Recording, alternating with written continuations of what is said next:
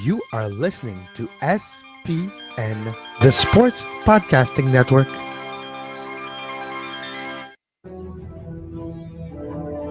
من هناك لشوارزنيجر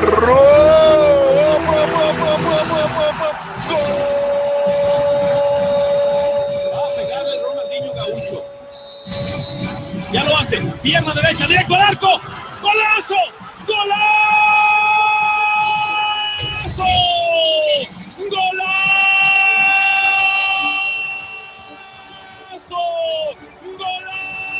This is Soccer Today, live on SPN Radio, your new live show about the beautiful game in all its glory, with Duane, Rollins and Kevin Laramee. MLS, EPL, La Liga, Champions League, all is fair game. Powered by the Sports Podcasting Network. Visit us at sportspodcastingnetwork.com. Happy Hump Day, folks. Today I'm pretty excited. I have one of the most iconic voices in Canadian soccer on the line with us, Alf De Blasis, to talk about Serie and the Juve rebrand. How you doing, Alf? I'm doing well, Duane. Thank you very much for that introduction. No worries. Well, tell the viewers quickly what you're up to nowadays. Well, a couple of different things. I am operating a sports business website, sportsstrategies.ca. We look at a number of interesting themed topics around sports and business in Canada. And I'm also doing some consulting work. I just started recently with the National Soccer Coaches Association of Canada, looking after all of their communications. So a couple of interesting things got on the go these days. Sounds good. Kevin, of course, is on the line as well. Hey, Kevin, how you doing? I am doing pretty good, Duane. A little bit of blanket of snow this morning in Montreal, but hey, a little bit of shovel and we'll be fine. Okay, fair enough. Let's jump in with Alf now. And we wanted to have a Serie A touch in for a while now, but then Juve decided to sort of grab our attention a couple of days ago with a rebrand, we'll call it, with their crest. Alf, just quick on what's your initial thoughts when you saw that J that they put out the other day? Well, initially, I kind of thought that there was something missing. It looked like it was half a shield, and I thought, what happened to the other half of it? But I think I can understand the reasoning behind it and the kind of stipulation of branding the letter J, given that a number of things have already gone in that direction.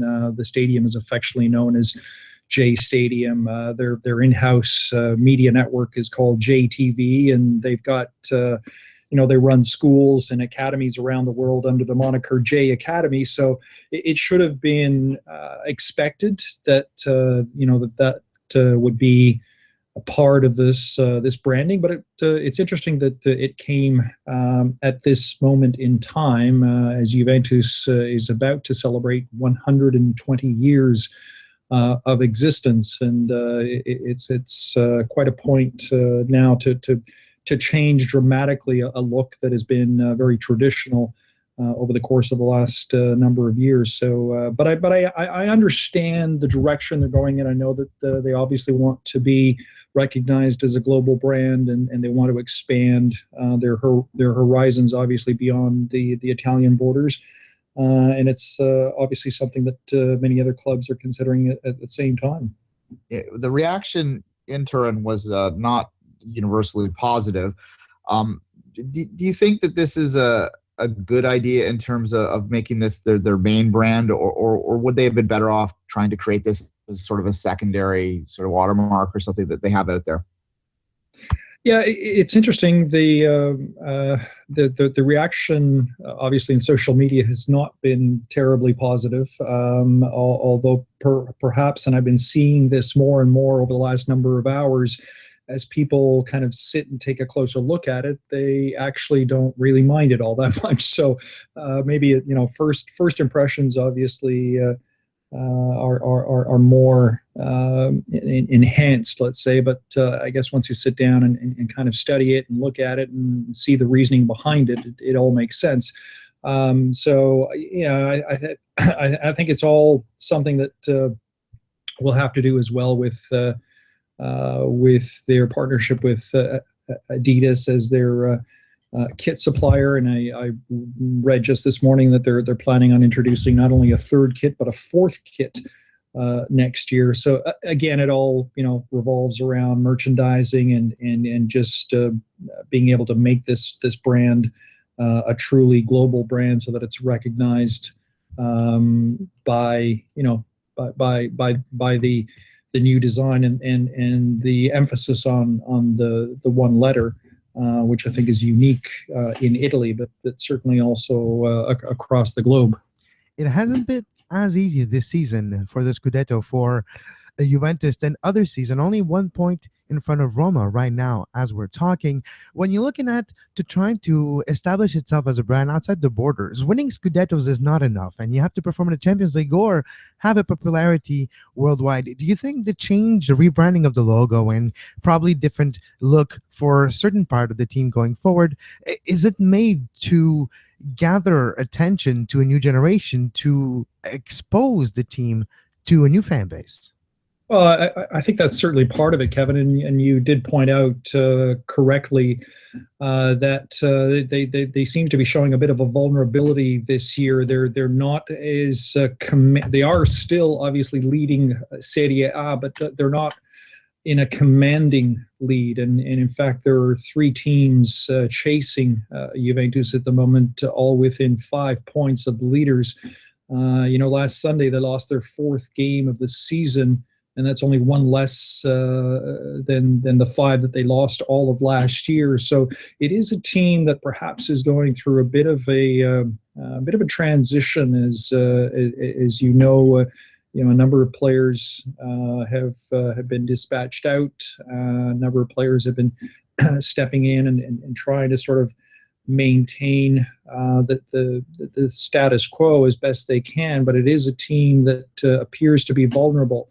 So perhaps the change in branding is meant to draw away from the concerns that perhaps are being held for the club. But I don't think that a new refreshed look in terms of their crest or their branding is necessarily going to draw attention away from the play of the team on the field. They obviously, as you said, have to be a contender in European play, and they have a very important knockout round tie against FC Porto coming up next month, and something that they're going to have to be prepared to be able to withstand, because they're under a lot of duress at the moment in terms of their domestic league. Biggest player that left the club this offseason, the most expensive player in the world for maybe another few weeks, Paul Pogba, has not necessarily performed to the expectation that everybody had him at Manchester United, but his presence has seemed to be missed by Juventus. How big of a departure was Paul Pogba for the Juve? Yeah, I think it was a very, a loss that was very difficult to replace. Obviously, he's a one-of-a-kind talent, a box-to-box midfielder, and obviously blessed with, tremendous vision and certainly capable of striking the ball at goal from various distances, and a player with, a tremendous amount of intelligence.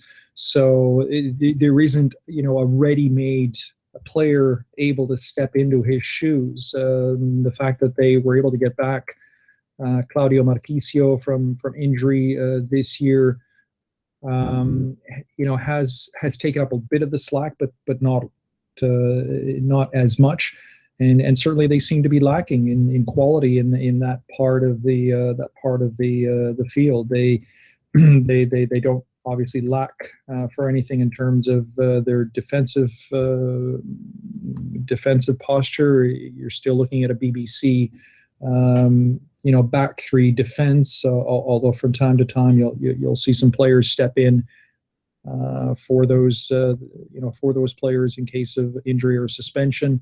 And they certainly have the striking power up front with Higuain and Dybala, Mandzukic. It's a wealth of talent, but the core of that midfield seems to be where they're lacking at the moment. And yes, definitely Paul Pogba was a great loss. Alf, I want to take us a little further south from Turin now to Milan and sort of just discuss what's happening there. It's been a tough run for the last few years for, those iconic clubs. Seems like they might be coming out of it a little bit, but just from your take, which of the two Milan clubs would you be more comfortable saying we'll get back to competing for a championship first?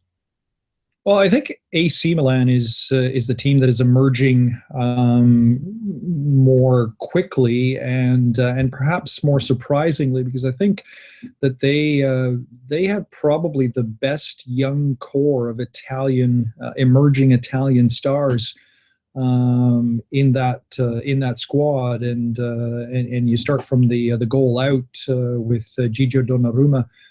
Who's just 18 years of age, but he's already being tabbed as Gigi Buffon's heir apparent. He's that good.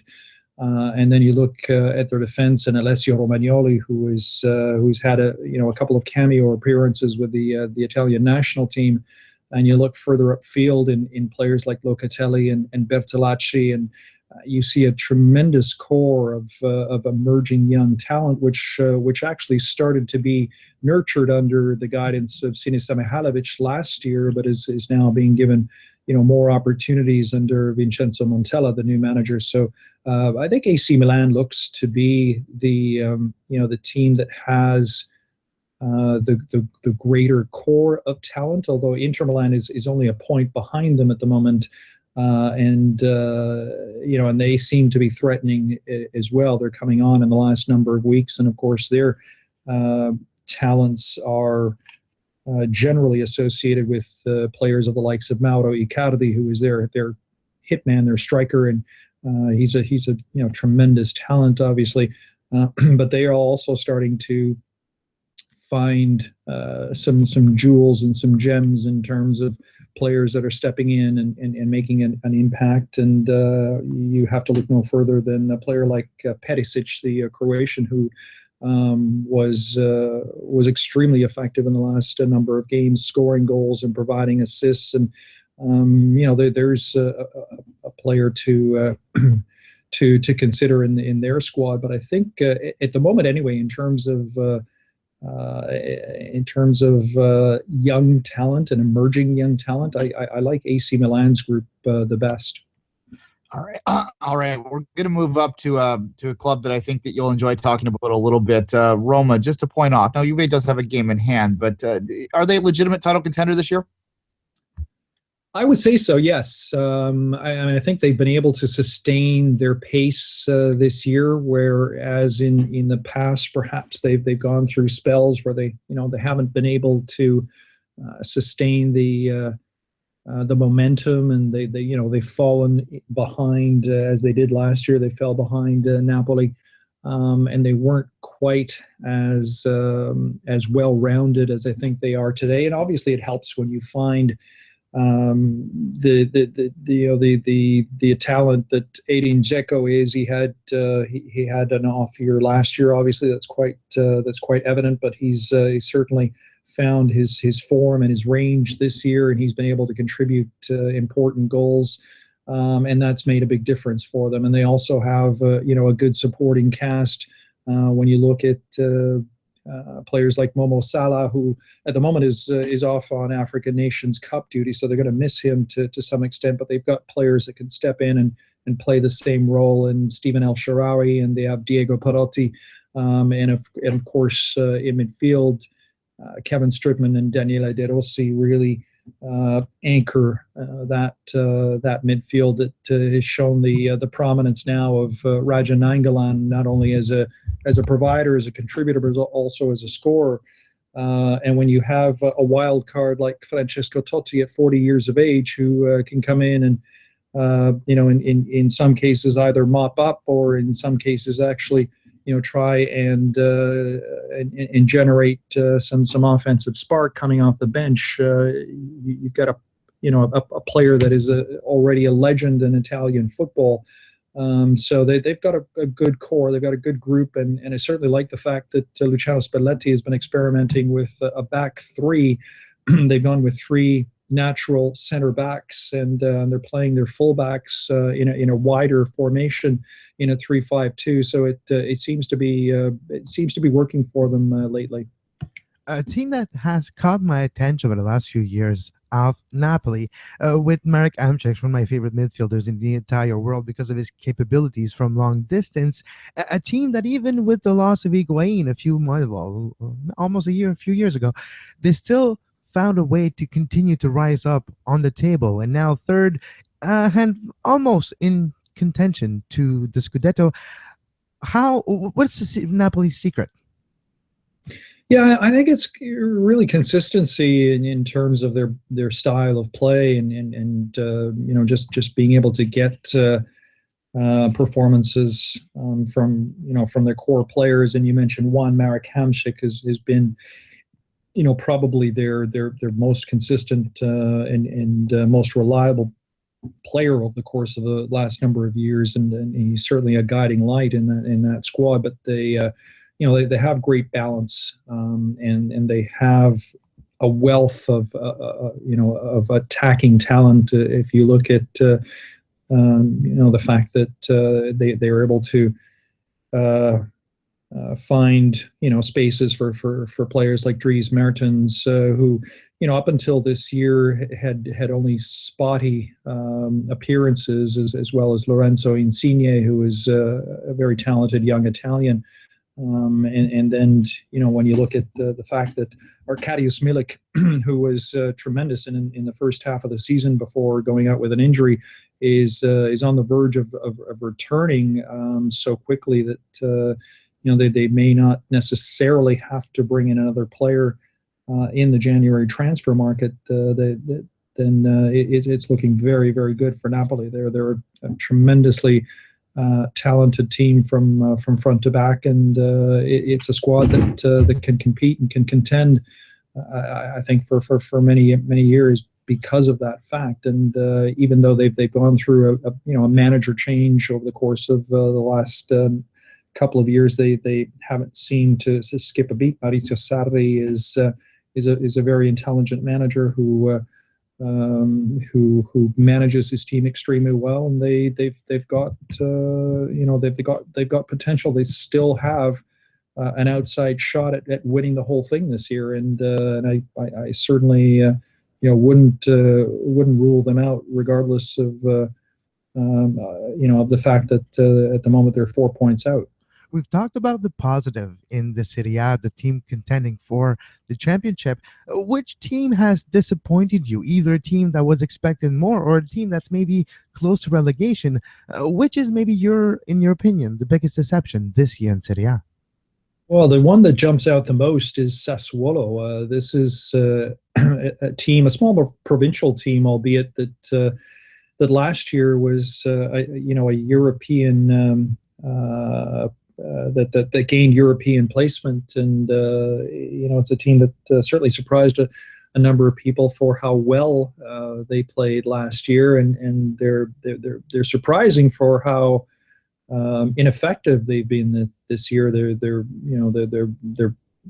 wallowing close to the relegation zone, although they're quite some distance away from that. But they are in 16th place, and that's a far cry from the 6th place that they completed last season in. So it's a squad that obviously also going through some transition and some turmoil.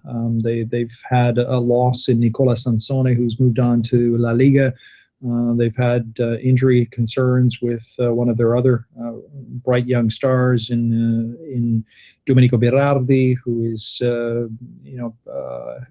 an emerging Italian international. So there are a number of of areas of concern there, and I think that this is a team that might need this as a wake-up call to get themselves back into contention. Although you have to remember, it's not a big club; it's a very small provincial club that probably rose above the ranks last year and played well above its weight.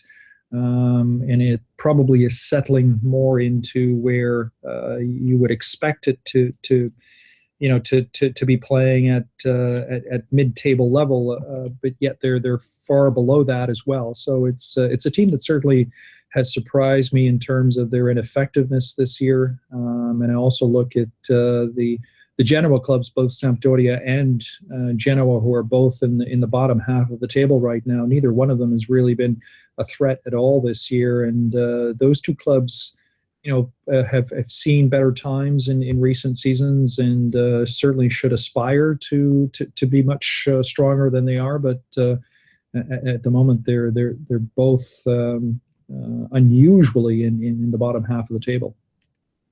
A lot of attention in England this year has been placed on Claudio Bravo and Joe Hart moving out and so on and so forth. We talk about Bravo a lot, but we don't hear a lot about Hart. Can I just get your impression on what Joe Hart's done in his year in Italy for Torino so far?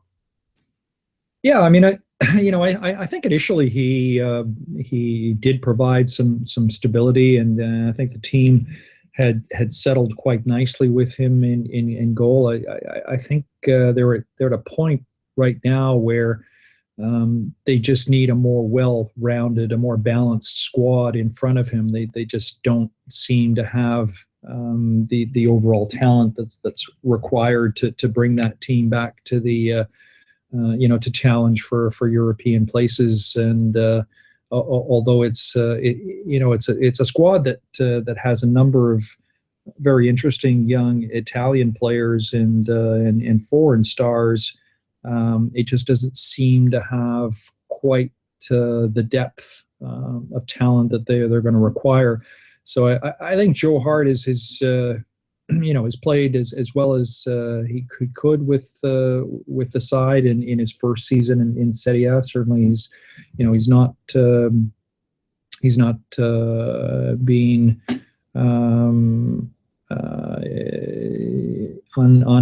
unwilling or unable to be an important factor in that side, but I wonder whether this could be a one and done for Joe Hart. I'm not entirely sure that he's made all the difference in that squad in terms of them becoming a better team or a more competitive, a more challenging team. So I'm not entirely sure that he'll stay, but certainly he hasn't disappointed as far as his performances so far. All right, Alf, I'd be remiss if I didn't, as someone who's observed Canadian soccer up close for a long time, Alf, I'd be remiss if I didn't ask you about the Canadian Premier League and the potential for the success of that. We know, I've been hearing a lot of rumors about it. I've been reporting about it for a while. I'm just curious to get your take on what the potential of success of another professional league effort in this country is. Well, everything I've heard has piqued my interest and has left me with some positive impressions as far as what I'm hearing in terms of the opportunity in some markets to align with existing CFL franchises, and potentially using those CFL infrastructures as far as marketing and promotion and the front office and perhaps in some cases even the same facilities. So I see that as being a positive. I just wonder, in terms of who in other markets, who the owner operators of those franchises will be, and are they local businessmen? Are they people that are committed to those markets for the long term? And I just hope that the efforts across the country are as effective as what I'm hearing in terms of some markets, in particular Hamilton and Halifax most recently, seem to be at at a level where they're much further ahead in terms of their development and their progression. So I'm obviously extremely interested in seeing what the next step is, and I'm definitely intrigued and encouraged. But I'd certainly like to be able to see a more complete plan and a business plan in terms of all the markets, and certainly we should be hearing announcements very soon as far as what those markets might be. But I'd like to be able to stay positive, and also given the fact that I'm working very closely right now with the National Soccer Coaches Association of Canada, that there would be some opportunities for Canadian coaches to be able to apply their trade in the new league. Yeah, very well said. And Alf, we do appreciate your time, and hopefully we'll touch base again a little later on in the Italian season. Thanks again, Alf. Sure. Thanks, Duane. Thanks, Kevin.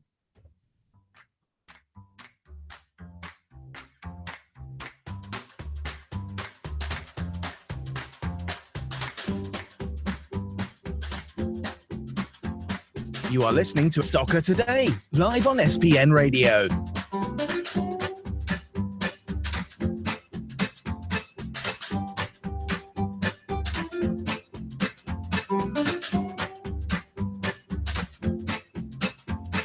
Visit sportspodcastingnetwork.com for more.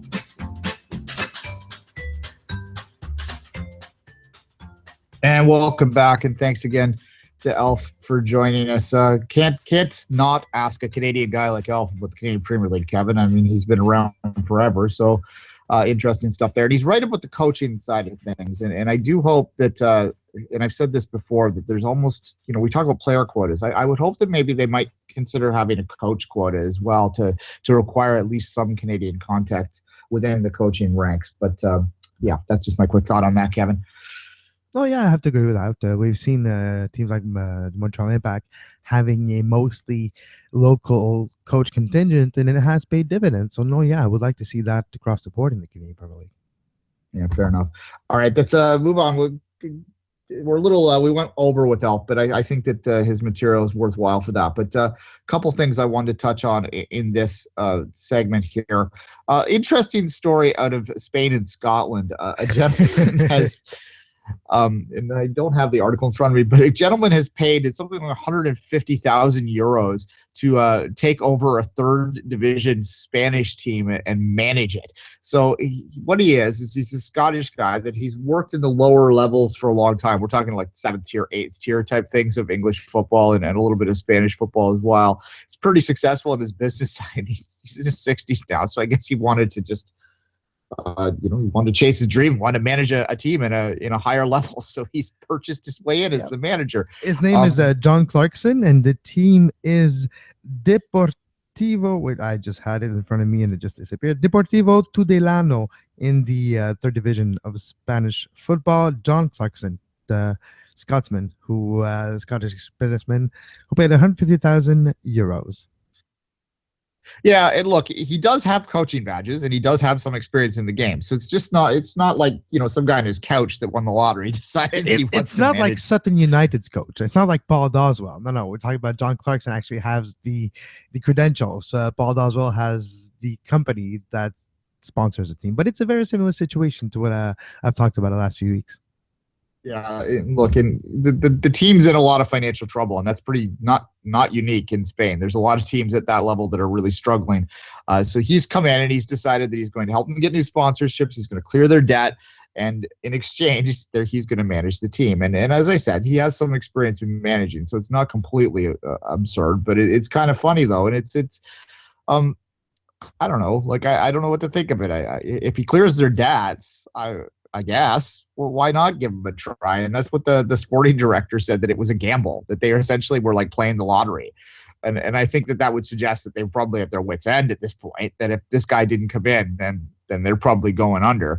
So I guess you got to say that this is going to work out for both of them. But at any rate, the other part of it too is that he's paying 150,000 euros. It's kind of a deposit, and he's going to coach for free. Obviously, no salary involved here. And go ahead. If he gets them promoted within 2 years, he will get that 150,000 euros back. Yes. So Because there's always a we golden wish- gate, a golden bridge when you get promoted and you have that kind of money then to pay back the coach. Yeah, exactly. Same All right, same situation for a story I'll talk about later in the bits and bytes. Yeah, exactly. All right.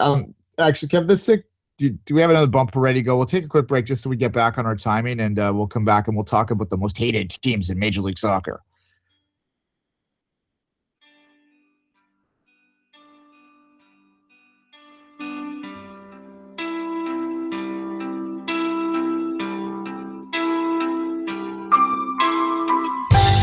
You are listening to SPN Radio, powered by the Sports Podcasting Network. Visit sportspodcastingnetwork.com for more.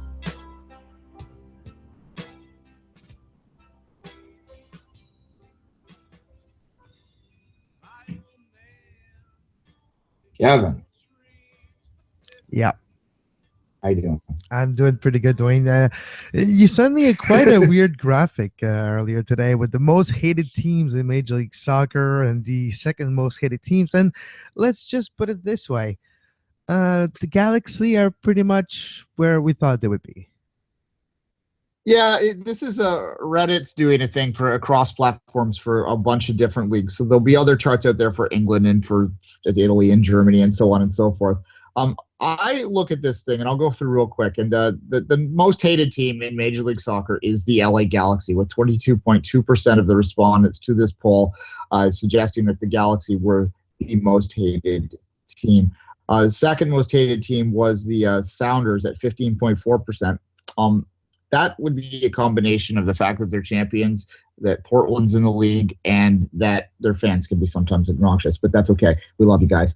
The third most was the New York Red Bulls, and then the New York City FC, 12%. And I think that probably the Red Bulls and NYCFC, there's a lot of shared hate there.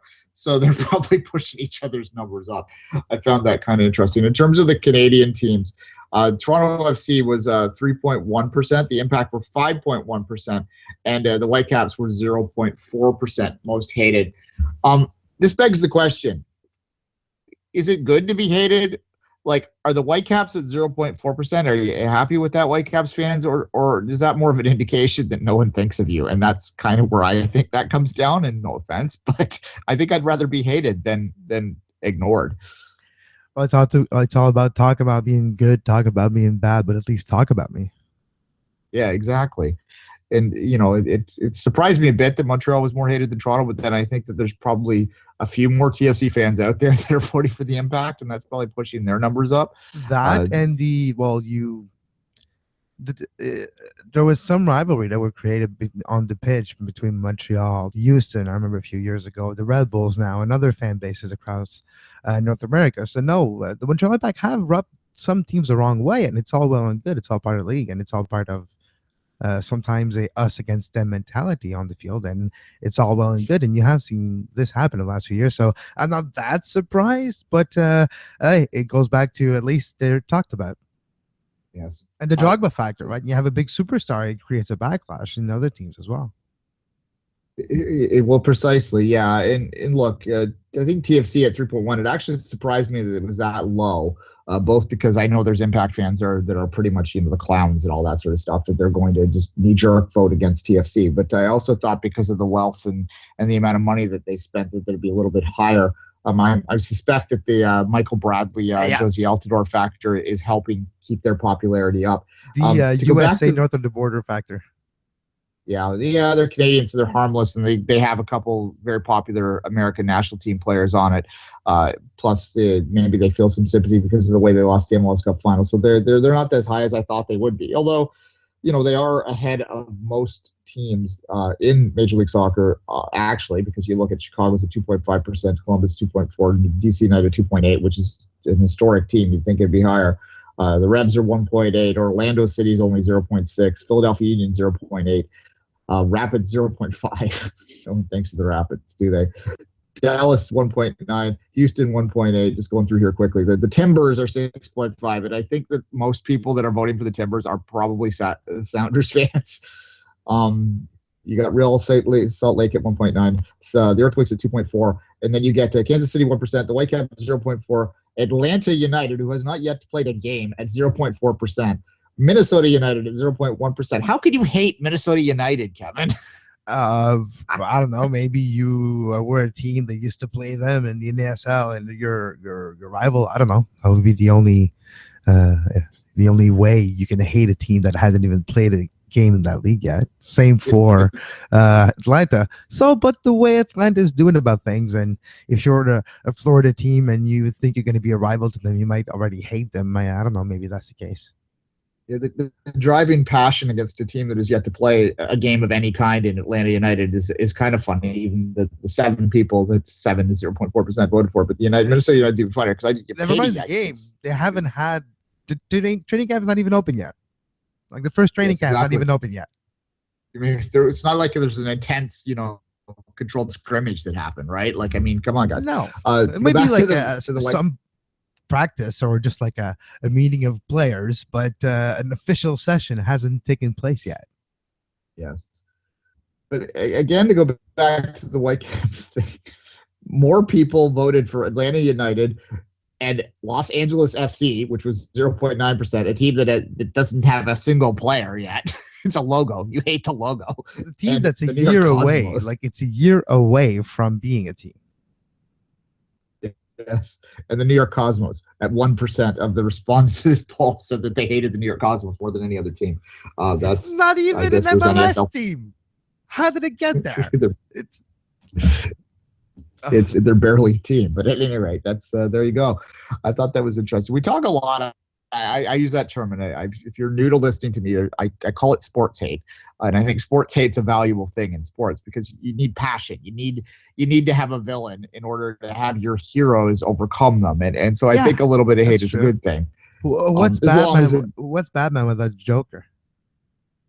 Yeah, exactly, and well, hell, I mean. That's if the Impact and TFC didn't have a little edge to them in terms of the fan base disliking the other teams with that conference semifinal. Well, I think that would have been a classic regardless, but it added that extra little bit of salt and pepper to the potatoes to make it taste just that little bit better, right? Like that is big. The Portland Seattle game's the same way. It's we always talk about Vancouver being the third wheel, and I feel like I'm bashing them here a bit, but I kind of am, I guess. I don't know. Like, is it because of the mountains? Is it because they're pretty out there and nothing's, they don't seem offensive? Check your bingo card. Duane's bashing Vancouver again. So just check your bingo card. Just take a shot. Whatever your game is, it's a point right here. Duane's mean girls lane. You're missing Mo Babuli and League One, and you got a trifecta. I could talk about League One a little later. Well, we do have a guest. I booked BC Soccer to talk about their new league that is like League One. So there you go. There's your bingo card. That will be Thursday. I'm going to do the interview Thursday. It'll run on Friday, by the way, guys. Speaking of Vancouver, actually, Camilo, this is the 2-year anniversary. Yesterday was the 2-year anniversary of him being sold in that strange little event where, he was holding a photo up on Twitter of the other team's jersey in the middle. So that's and then he didn't get paid. Anniversary then. And then I remember he went there to Querétaro and didn't get paid in the first few months. Yeah, and I don't think it's either Vancouver or his career has really gone the way it would have after. I mean, what would have been? They've never replaced him, have they? Like that's been their defense was terrible last year too, but they really still are trying. Blas Perez was signed by them last year. Like they have desperately looked to replace his goals and never quite have. What would the go back in the time machine and have him stay in Vancouver? Have the Whitecaps gone to an MLS Cup final by now? Did they go deep into playoffs if he's still there? I don't know. Begs the question. Well, last year, if you go not last year, but the year before, so 2015, they had that run. They could have gone further if they would have had that few goals, and it's what it's all about, right? If you score a bit more goals in the playoff, guess what? You're going to continue to play. That's what they were missing, and you might be right there. It might have been then their shot, their opportunity, their window. It might be over now. The way the team is reacting with the offseason, it might be an indication that, in their opinion, that window's closed and it's time to look at the future window. Yeah. Look, it's such a fine line in MLS, right? That one player can make all the difference. And, that's why I think models like what Dallas are doing right now, and New York, the Red Bulls as well, make a lot of sense moving forward, because then you're less reliant on a single player. You can use those single players to push you over the top, but you're never going to fall completely off the cliff if you lose those players. You may slip down, and all of those clubs are going to have years that are reloading but not rebuilding, if that makes sense, right? I look at let's just look at the clubs we're used to. I mean, Toronto has a little bit of academy players there. I think I'd still like to see a bit more. I think Montreal is going to rely a little bit more on their young kids too, and the fact that, and we haven't touched on the third and fourth round of the Super Draft today because there's nothing to talk about really.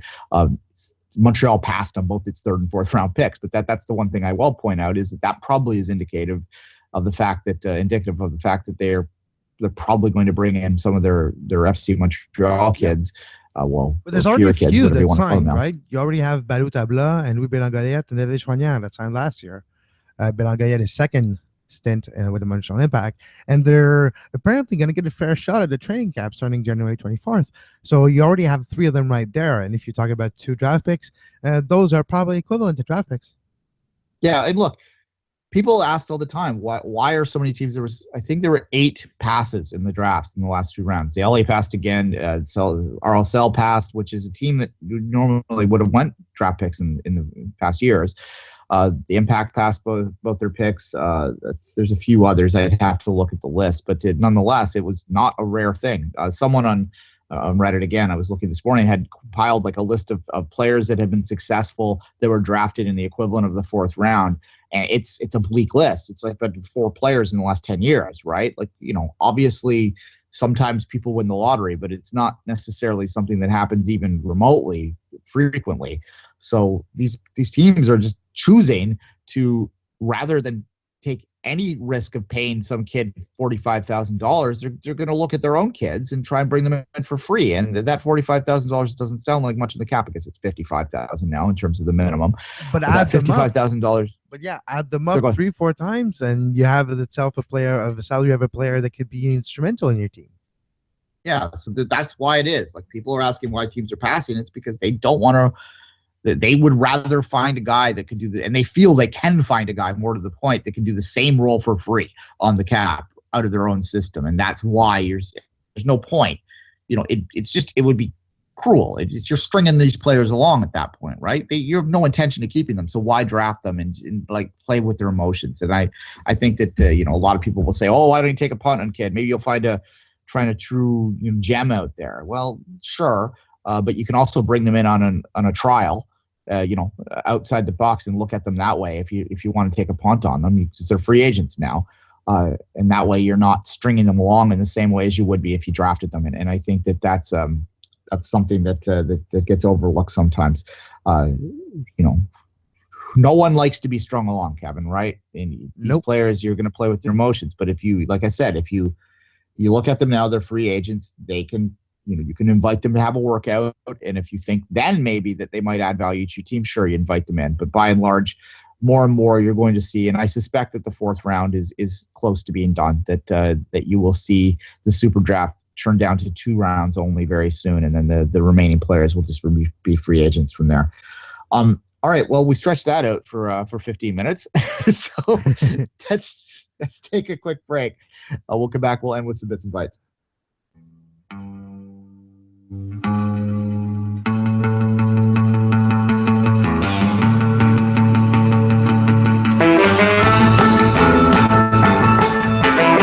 The Bits and Bites on Soccer Today.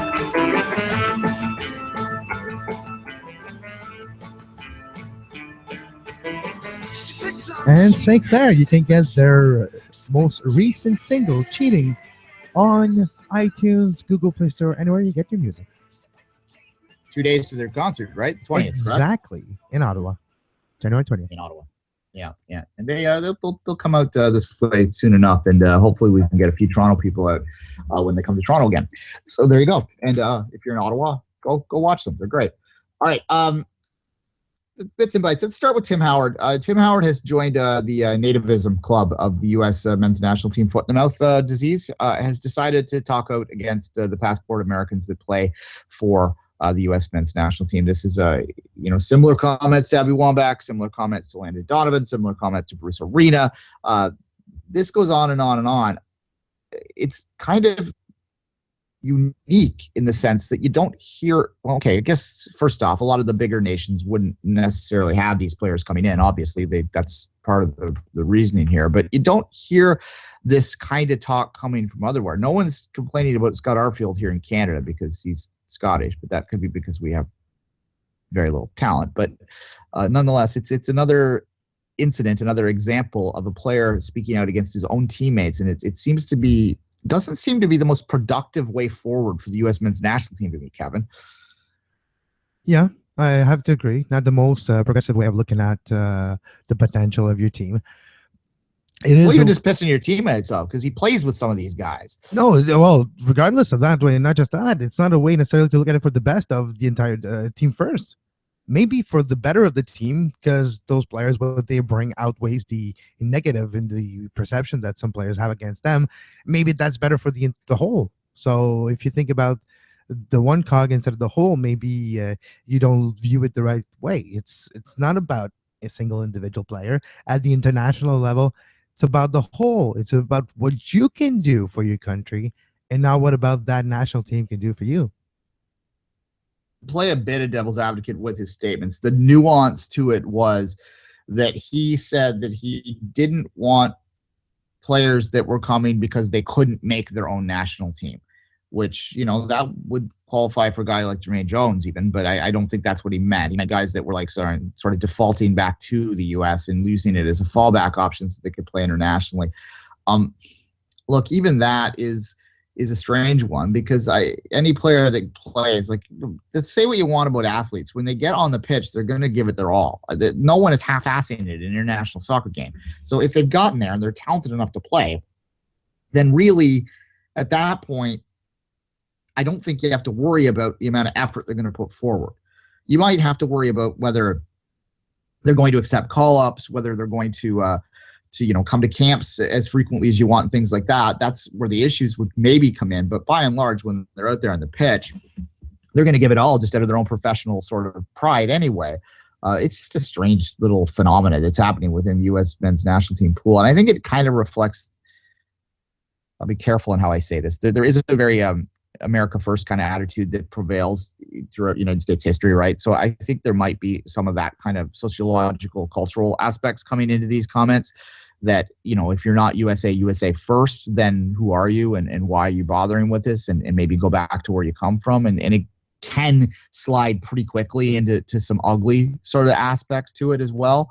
But by and large, I think that even just for team unity sakes, guys like Tim Howard should probably just be quiet at this point.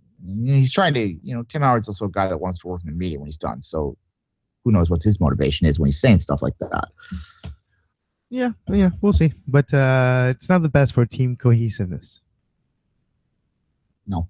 All right, Kevin, you want to talk about the magic of the replay? The magic of the replay in the FA Cup. Remember last week, well, actually a week and a half ago, we talked about the FA Cup, how Sutton United with Paul Doswell, a coach that is sponsoring the team and hence his position with the club.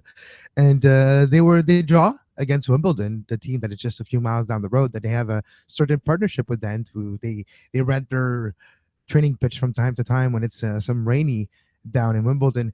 But Sutton United, a non-league team, actually beat Wimbledon on the road 3-1 to get a fourth round berth in the FA Cup versus Leeds, a non-league team to face the iconic and historical team that Leeds is. And for Sutton, it's a great opportunity, and for Leeds United, it's an opportunity to get a berth in the fifth round. So for Leeds, they must be happy as well. Another story very similar: Lincoln City, a very small team that has been existing for 130 years, since 1884, 133 years ago, was created. A team that was in the league, sometimes non-league. Now they're in the 5th division, and they have got a victory 1-0 against Ipswich, and the way they got it is the epitome of the FA Cup. They got the replay by tying the first game, and in the second game it's 0-0. It's the 90th minute. They're at home and they're absorbing pressure. Ipswich is putting the pressure, but Ipswich bobbles the ball, pass is not precise. Lincoln City intercepts, goes on a counter attack. The midfielder pinpoints the striker going on a run, launches him perfectly with the through ball. He is on a breakaway against a goalkeeper, and then jukes it to the left. Empty net, scores the winning goal. Lincoln City moves on to the fourth round to face Brighton, a team that they might have a shot to. So Lincoln City could be this year's Cinderella story in the FA Cup. Yeah, I'll say this quickly thought on that. There's been some talk recently about doing away with the replays to just going straight to penalty or the extra time penalties.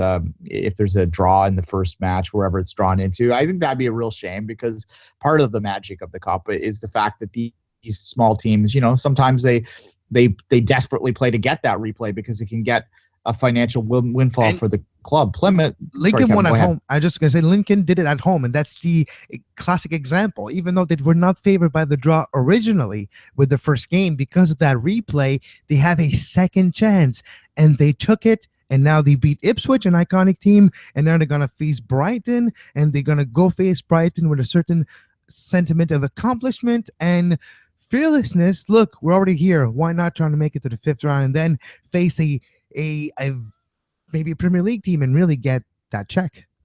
Yeah, well, and the other deal, which is the ultimate goal. That's the dream of most of these non-league teams, is to make the third round and draw Liverpool or United or whatever, and be able to make a big windfall there. You look at Plymouth today too, playing Liverpool in the replay after the 0-0 draw there. Be curious to see what Klopp does with the lineup today. Went very young, of course, in the first leg of this.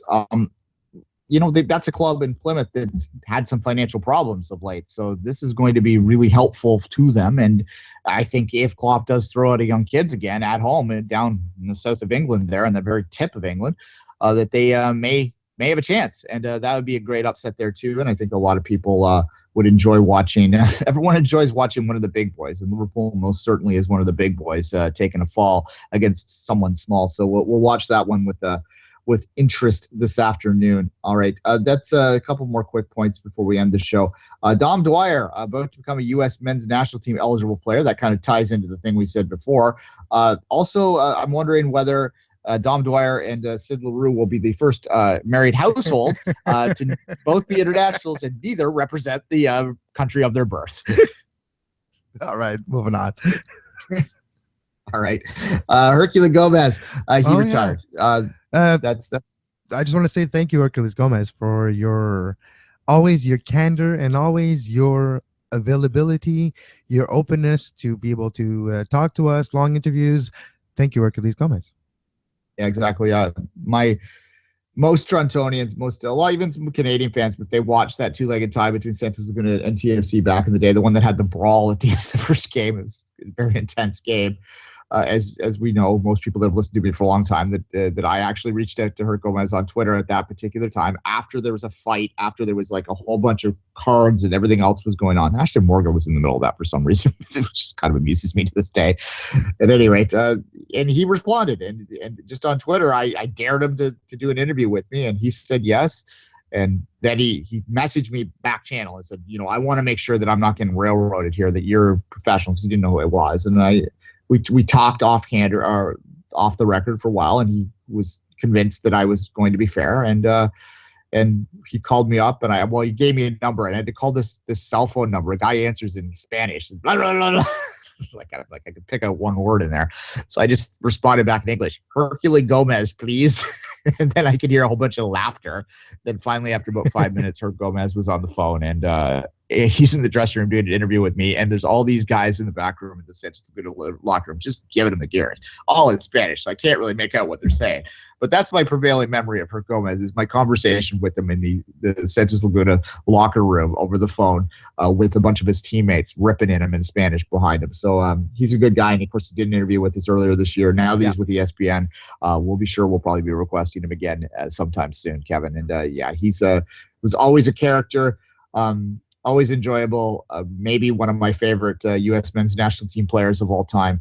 Herc Gomez, great career. And he's going to bring a very unique perspective to ESPN, Duane, as well, because of his different experiences as a player, playing in early MLS, playing in playing in Mexico, especially, and with the national team, and different experiences that he faced as a player. So that is very interesting to me, his point of view that he can bring, especially on the national team level and the Mexican one.